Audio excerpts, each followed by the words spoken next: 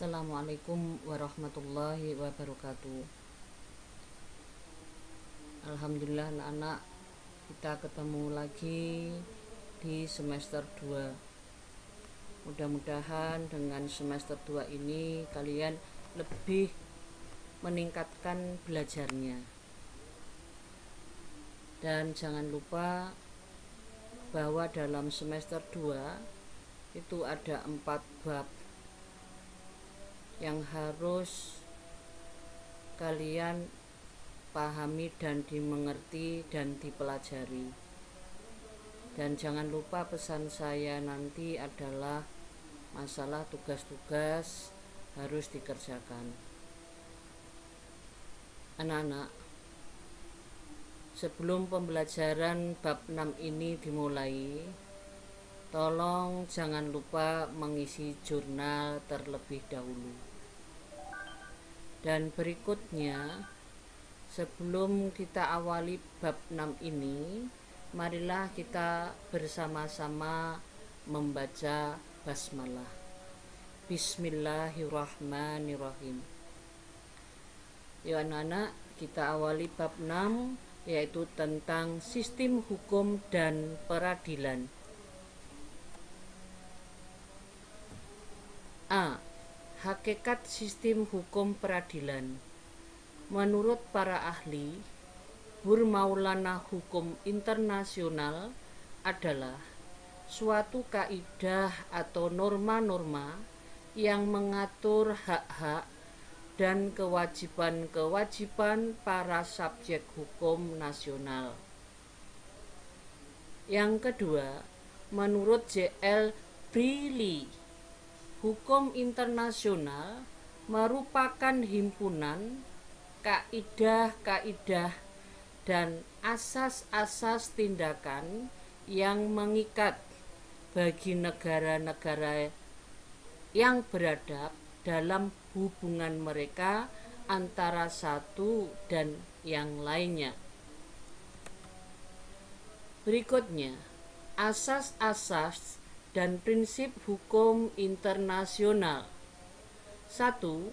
Asas teritorial adalah negara yang melaksanakan hukum bagi semua orang dan semua barang yang ada di wilayahnya dan terhadap semua barang atau orang-orang yang berada di wilayahnya tersebut berlaku hukum asing atau internasional sepenuhnya.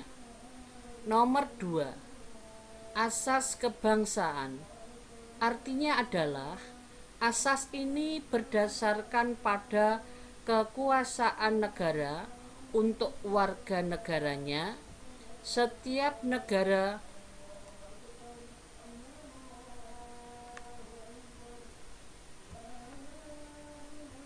Kita lanjutkan. Asas kebangsaan adalah asas ini berdasarkan pada kekuasaan negara untuk warga negaranya. Setiap negara dimanapun juga dia berada tetap mendapatkan perlakuan hukum dari negaranya.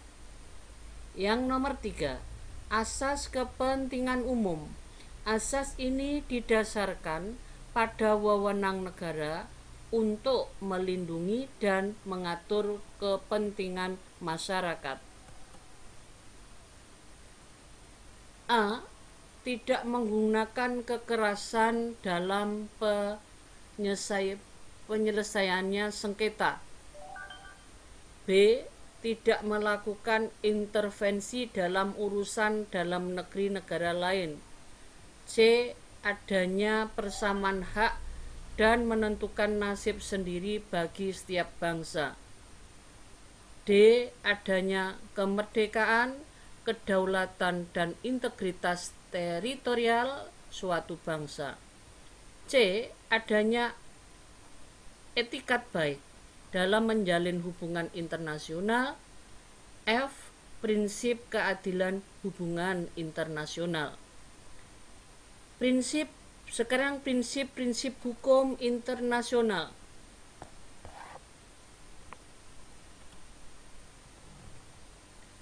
Hukum internasional dibedakan menjadi dua, yaitu hukum perdata ialah hukum internasional yang mengatur hubungan hukum antar warga negara suatu negara dan warga negara dari negara lain atau antar bangsa yang melintasi batas wilayah.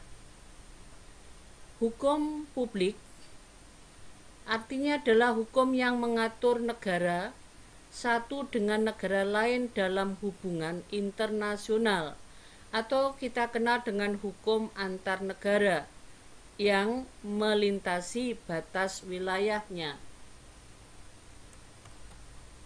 Hukum internasional dibedakan menjadi dua, yaitu hukum tertulis dan hukum tidak tertulis. Sekarang kita awali. Arti hukum tertulis adalah hukum internasional yang berupa perjanjian antara negara dengan bentuk tertulis. Hukum tidak tertulis adalah hukum internasional antar negara dan subjek hukum lainnya dalam bentuk tidak tertulis.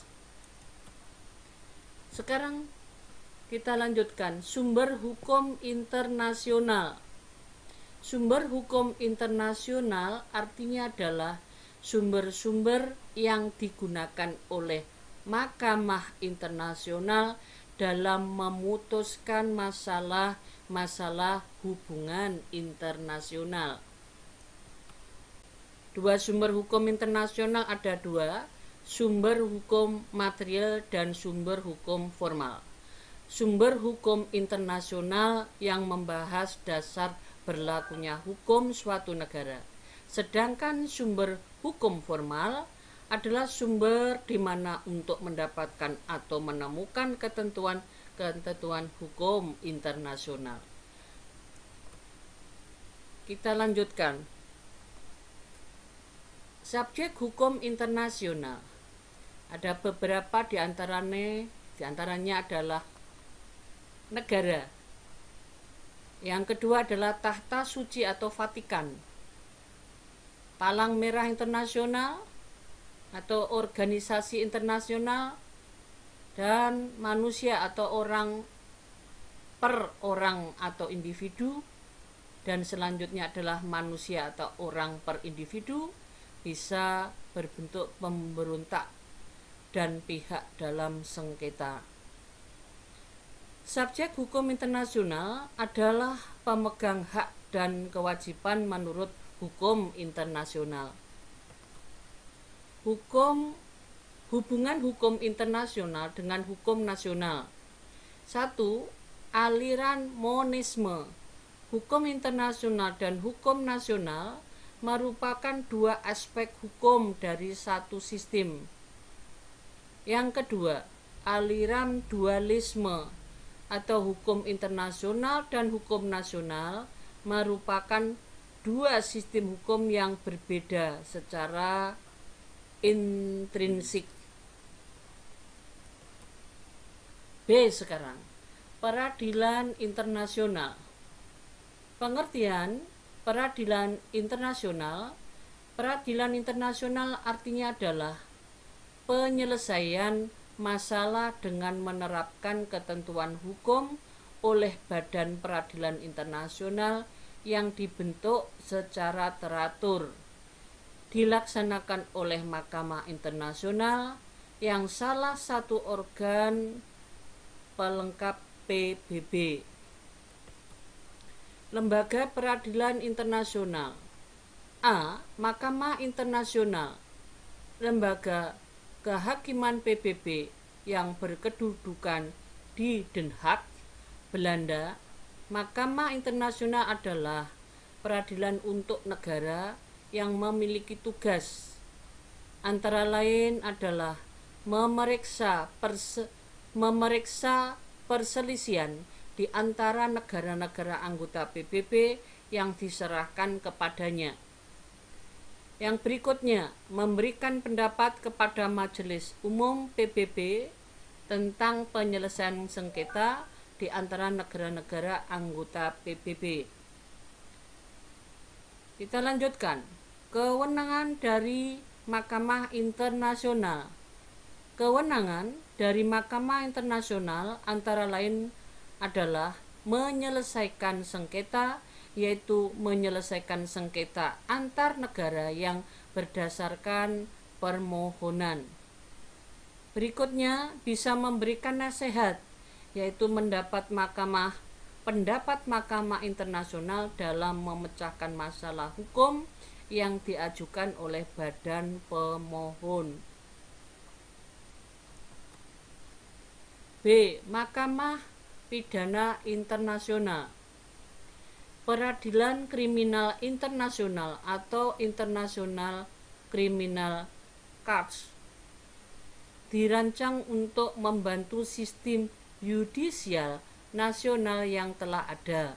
Namun peradilan ini dapat melaksanakan yuridistik bila peradilan negara tidak mau atau tidak mampu untuk menginvestigasi atau menuntut kejahatan, atau peradilan usaha terakhir. Sekarang kita lanjutkan C. Panel khusus atau spesial pidana internasional.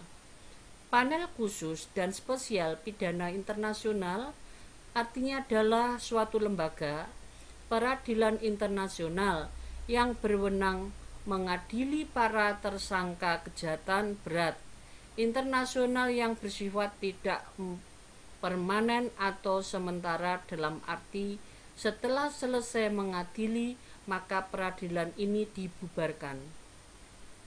Memiliki wewenang mengadili para tersangka kejahatan berat internasional yang bersifat tidak permanen, sebagai contoh Mahkamah Kriminal Internasional untuk bekas Yugoslavia. Anak-anak, inilah materi yang keenam. Maka di sini saya akan memberikan tugas. Jangan lupa tugasnya dikerjakan dengan baik. Jangan lupa tugas saya segera dikerjakan. Saya menunggu. Yaitu ringkaslah materi ini, ditulis tangan dan hasil difoto dikirimkan di Google Classroom. Inilah tugas saya anak-anak. Saya akhiri materi ini, mudah-mudahan anak-anak lebih semangat lagi dan jangan lupa menjaga kesehatan. Saya akhiri, alhamdulillah. Assalamualaikum warahmatullahi wabarakatuh.